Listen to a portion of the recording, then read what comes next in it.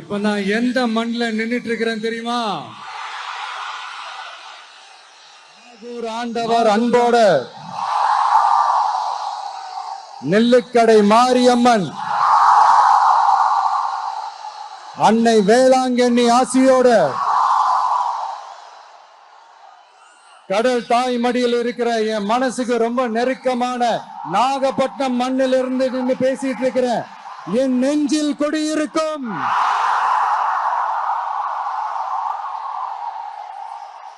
உங்கள் அனைவருக்கும் என்னைக்குமே ஒரு மீனவ நண்பனா இருக்கிற இந்த விஜயோட அன்பு வணக்கங்கள். இந்த கப்பல் இருந்து வந்து இறங்குற இந்த பொருட்களை எல்லாம் விற்கிறதுக்காக அந்த காலத்துல அந்தி கடையெல்லாம் நாகப்பட்டினத்துல இருக்கும்னு கேள்விப்பட்டிருக்கிறேன். மீன் பிடிக்கிற தொழில், மத்த தொழில்கள், இந்த விவசாயம், எந்த பக்கம் திரும்பினாலும் எப்படி பார்த்தாலும் உழைக்கிற மக்கள் இருக்கிற ஊர் தான் நம்ம நாகப்பட்டினம் ஊர். மத வேறுபாடே இல்லாத அனைவருக்கும் பிடித்து போன மதச்சார்பின்மைக்கு எடுத்துக்காட்டாக வாழ்ற உங்கள் அனைவருக்கும் மீண்டும் என்னுடைய சிரம் தாழ்ந்த ஸ்பெஷல் வணக்கங்கள். இந்த தமிழ்நாட்டில் இந்த மீன் ஏற்றுமதியில 2வது இடத்துல இருக்கிறது நம்ம நாகப்பட்டினம் ஹார்பர் தான்.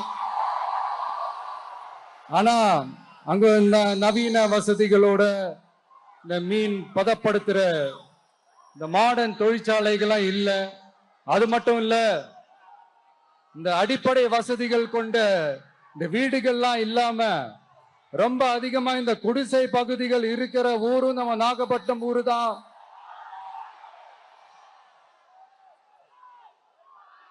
இந்த முன்னேற்றத்திற்கெல்லாம் எங்கள் ஆட்சிதான் சாட்சி.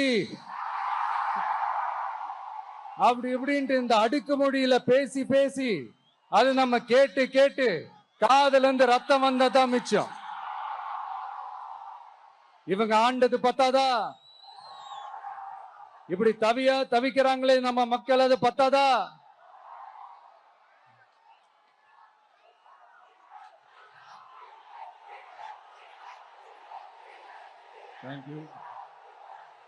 தேங்க்யூ. இந்த இலங்கை கடற்படையால நம்ம மீனவர்கள் தாக்கப்படுறதையும் அதுக்கான காரணத்தை பத்தியும் அதுக்கான தீர்வை பத்தியும் நான் மதுரை மாநாட்டிலே நான் பேசியிருந்தேன். அது ஒரு தப்பா? மீனவர்களுக்காக குரல் கொடுக்கறதும் அவங்களோட நிக்கிறதும் நம்மளுடைய கடமை, நம்மளுடைய உரிமை. நான் என்ன இன்னைக்கு நேத்தாங்க அவங்களுக்காக குரல் கொடுக்கிறேன். இதே நாகப்பட்டினத்துல 14 வருஷத்துக்கு முன்னாடி 2011 February 22 இதே நம்ம மீனவர்கள் தாக்கப்பட்டதை கண்டிச்சு ஒரு பொதுக்கூட்டம் ஒண்ணு நடத்தணும் இல்லையா? இந்த விஜய் களத்துக்கு வர்றது ஒண்ணு புதுசு இல்ல கண்ணா. எப்போ வந்தாச்சு. என்ன ஒண்ணு, முன்னாடிலாம் விஜய் மக்கள் இயக்கம் என்ற அந்த இயக்கமா வந்து நிற்போம். இப்ப தமிழக வெற்றி கழகம் என்ற அந்த ஒரு அரசியல் இயக்கமா வந்து நிக்கிறோம். அவ்வளவுதான் வித்தியாசம். அன்னைக்கும் சரி, இன்னைக்கும் சரி, இனிமேலும் சரி, மக்களுக்காக மக்களோட நிக்கிறது தான். இது புரிய வேண்டியவங்களுக்கு புரிஞ்சா சரி.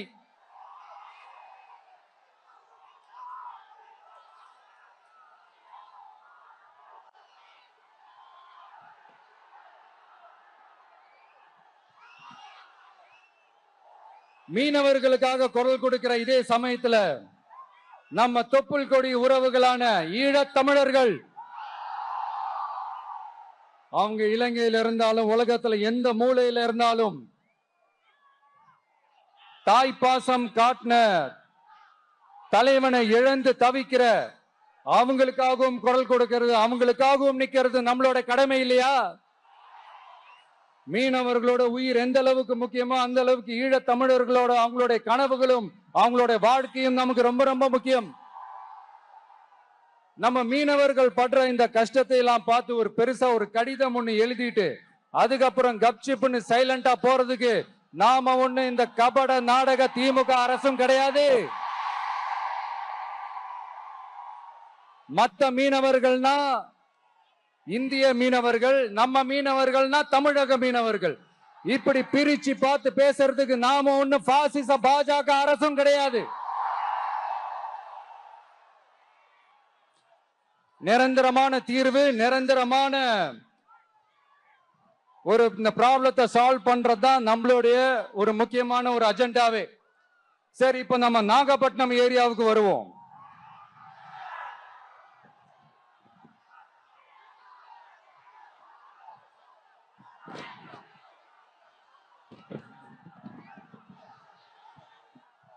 இங்க இருக்கிற மண் வளத்தை பாதிக்கிற இறால் பண்ணைகளை முறைப்படுத்தணும். அப்பதான் மீனவர்களோட வாழ்வாதாரமும் விவசாயிகளோட வாழ்க்கையும் பாதிக்காம இருக்கும். கடலோர கிராமங்கள்ல மீன் அரிப்புல இருந்து பாதுகாக்கிற அலையாத்தி காடுகளை அழிக்கிறத பத்தி தடுத்து நிறுத்தி அதுக்கு ஒரு வழி பண்ண வேண்டிய அரசாங்கத்துக்கு இதை விட ஒரு முக்கியமான ஒரு வேலை ஒண்ணு இருக்கு. அது என்ன தெரியுமா? சொந்த குடும்பத்தோட வளர்ச்சியும் சொந்த குடும்பத்தோட சுயநலமும் தான் அந்த முக்கியமான வேலை. இங்க இருக்கிற மக்களுக்கு குடிக்க தண்ணி இல்லாம தவிக்கிறாங்க. அதுக்கு தீர்வா காவிரி தண்ணியை கொண்டு வரலாம், மக்களோட தாகத்தை தீர்க்க. கொண்டு வந்தாங்களா? இவ்வளவு பாரம்பரிய கடல் சார்ந்த ஊர்ல ஒரு கவர்மெண்ட் மெரைன் காலேஜ் ஒண்ணு கொண்டு வரலாம். கொண்டு வந்தாங்களா? மீன் சம்பந்தமான எந்த தொழிற்சாலையும் அமைக்கல. அமைச்சாங்களா? அட்லீஸ்ட் நிறைய பேருக்கு வேலை வாய்ப்பு கிடைக்கிற மாதிரி தொழில் வளர்த்தியாவது பெருக்கலாம். அதையாவது செஞ்சாங்களா? ஆனா ஒவ்வொரு டைமும் வெளிநாட்டுக்கு டூர் போயிட்டு வர்றப்பெல்லாம் அத்தனை கோடி முதலீடு, இத்தனை கோடி முதலீடுன்னு சிஎம் அவர்கள் சிரிச்சுக்கிட்டே சொல்லுவாரு. சிஎம் சார், மனசை தொட்டு சொல்லுங்க, வெளிநாட்டு முதலீடா இல்ல வெளிநாட்டுல முதலீடா? ஒட்டுமொத்த தமிழ்நாட்டுக்கும் முதலீடா இல்ல உங்க குடும்பத்தோட முதலீடு வெளிநாட்டுக்கு போகுதா? வேளாங்கண்ணி, நாகூர், கோடியக்கரைன்னு இங்க இருக்கிற டூரிஸ்ட் பிளேஸ் எல்லாம் கொஞ்சம் நல்லா டெவலப் பண்ணலாம். பண்ணா என்ன குறைஞ்சா போயிடுவீங்க? வேதாரண்யம் பகுதியில் உப்பு ஏற்றுமதி செய்யறதுக்கு வசதியை செஞ்சு கொடுக்கலாம். செஞ்சாங்களா? நாகூர் ஆண்டவர் அரசு மருத்துவமனையில பிரசவம் பார்க்கிற டாக்டரே இல்லையா? நாகப்பட்டினம் புது பஸ் ஸ்டாண்டையாவது சுத்தமா சுகாதாரமா வச்சுக்கிறாங்களா?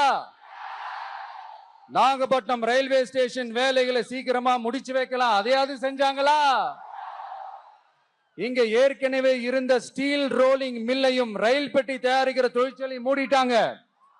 அத மறுபடியும் திறந்தா நிறைய பேருக்கு வேலை வாய்ப்புகள் கிடைக்கும். ஏன் அதை பத்தி யோசிக்கல?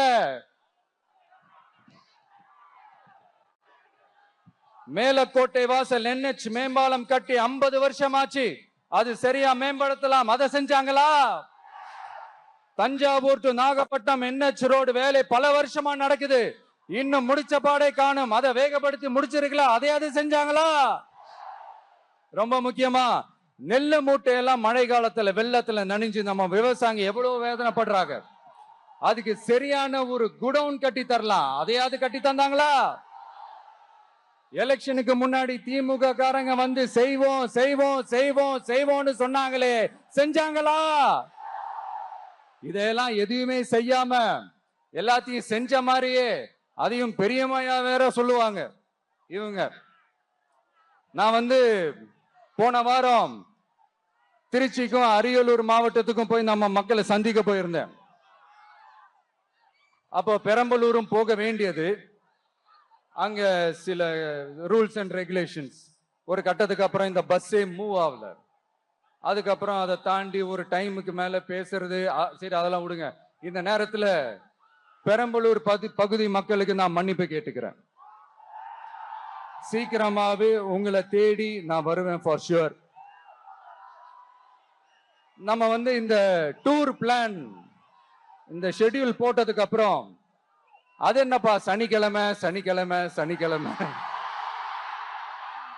அப்படின்னு ஒண்ணு ஸ்டார்ட் ஆச்சு. அது ஒண்ணு இல்ல, உங்க எல்லாரையும் பார்க்கும்போது உங்களுக்கு எந்த விதமான டிஸ்டர்பன்ஸும் இருந்துடக்கூடாது. முக்கியமா உங்களுடைய வேலைகளுக்கு எந்த விதமான டிஸ்டர்பன்ஸும் இருந்துடக்கூடாது அப்படின்ற ஒரே காரணத்துக்காக தான் இப்படி வீக்கெண்டா பார்த்து இப்படி இந்த பிளானை ஷெட்யூல் பண்ணோம். லீவு நாட்கள்ல ஓய்வு நாட்கள்ல வரணும்ன்றதான் அந்த எண்ணமே. அது மட்டும் இல்ல, அரசியல்ல சில பேருக்கு நம்ம ஓய்வும் கொடுக்கணும் இல்லையா? அதனாலதான் இந்த ஓய்வு நாட்களா பார்த்து இப்படி செலக்ட் பண்ணோம். சரி, இப்ப நம்ம மக்களை சந்திக்கிறதுக்கு, நம்ம சொந்தங்களை சந்திக்கிறதுக்கு எத்தனை கட்டுப்பாடுங்க. அந்த இடத்துல பர்மிஷன் இல்ல, இந்த இடத்துல பர்மிஷன் இல்ல. ஆனா அதுக்கான காரணங்கள்லாம் நீங்க கேட்டீங்கன்னா சொத்தையான காரணமா இருக்கும். அங்க பேசக்கூடாது, இங்க பேசக்கூடாது, 5 நிமிஷம் தான் பேசணும், 10 நிமிஷம் தான் பேசணும். நான் பேசுறதே 3 நிமிஷம் தான். அதுலயும் அது பேசக்கூடாது, இதை பேசக்கூடாதுன்னு சொன்னா அப்புறம் தான் எதை தான் பேசுறது.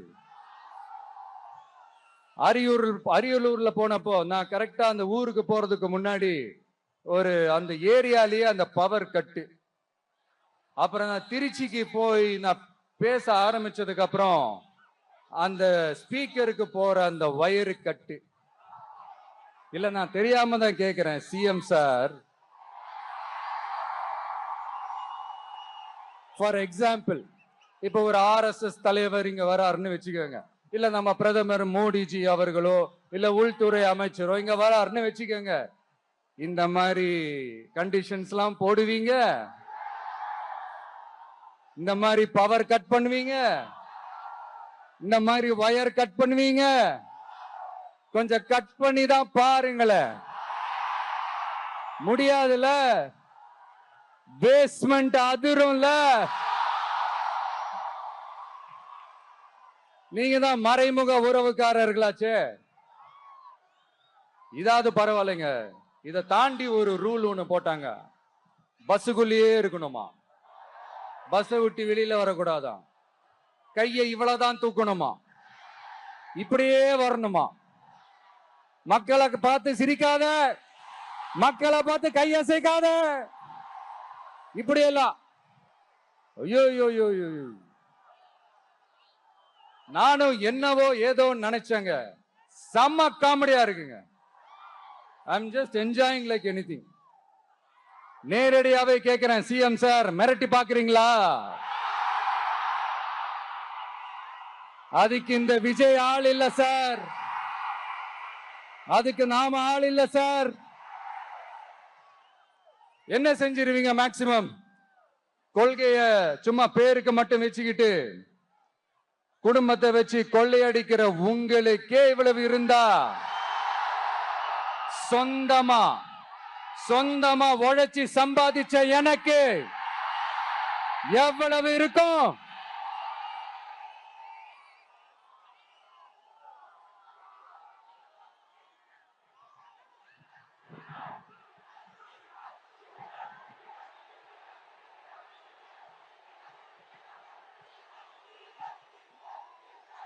தேங்க்யூ நண்பா. என்ன நாங்க பெருசா கேட்டுட்டோம்? மக்கள் நிம்மதியா ஃப்ரீயா நின்னு பாக்குறதுக்கு ஒரு இடம், அதை நாங்க தேர்வு செஞ்சு அதுக்கு பர்மிஷன் கேட்கிறோம். ஆனா நீங்க என்ன பண்றீங்க? அந்த இடத்தையெல்லாம் விட்டுட்டு நெருக்கடியோட, மக்கள் நெருக்கடியோட எங்கெல்லாம் நிப்பாங்களோ அந்த இடமா பார்த்து செலக்ட் பண்ணி தெரியுங்க. உங்க எண்ணம் தான் என்ன சார்? நான் அவங்கள பார்க்க கூடாது, அவங்களோட பேசக்கூடாது, அவங்க குறைகளை கேட்க கூடாது, அவங்களுக்காக குரல் கொடுக்க கூடாது, என்னதான் சார் உங்க எண்ணம்? சரிங்க சார், ஒரு அரசியல் தலைவன் அப்படின்றதெல்லாம் மறந்துருங்க. ஒரு சாதாரண ஒரு தமிழ்நாட்டு மண்ணோட ஒரு மகனா, ஒரு நம்ம தமிழ் மக்களுடைய ஒரு சொந்தக்காரனா, என் மக்களை, என் குடும்பத்தை, என் சொந்தங்களை நான் பார்க்க போனா என்ன பண்ணுவீங்க? அப்பவும் தடை போடுவீங்களா? வேணாம் சார். இந்த அடுக்குமுறை, இந்த அராஜக அரசியல்லாம் வேணாம் சார். நாம ஒண்ணு இங்க தனியால் இல்லைங்க சார். மாபெரும் மக்கள் சக்தியோட பிரதிநிதிங்க சார். மாபெரும் பெண்கள் சக்தியோட சகோதரன் சார். மாபெரும் இளைஞர் இயக்கமா இருக்கிறோம் சார். மறுபடியும் சொல்றேன், 2026ல ரெண்டு பேருக்கு நடுவுல தான் போட்டியே. ஒண்ணு இன்னொன்னு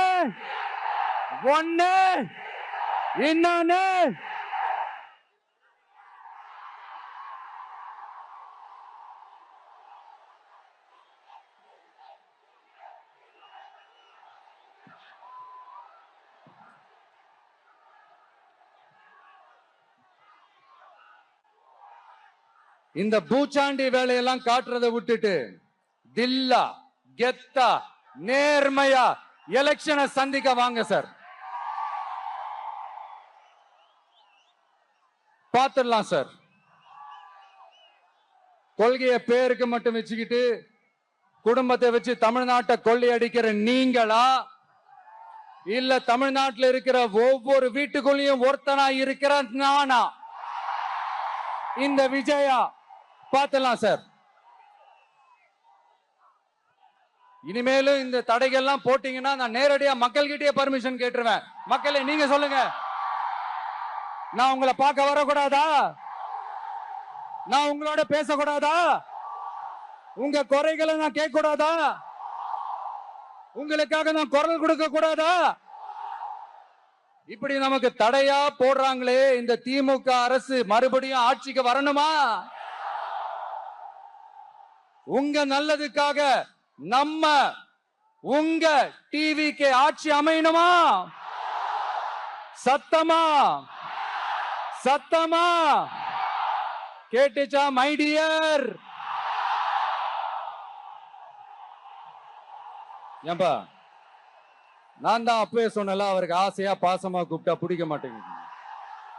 ஏன்பா மறுபடியும்? கேட்டுச்சா சிஎம் சார்?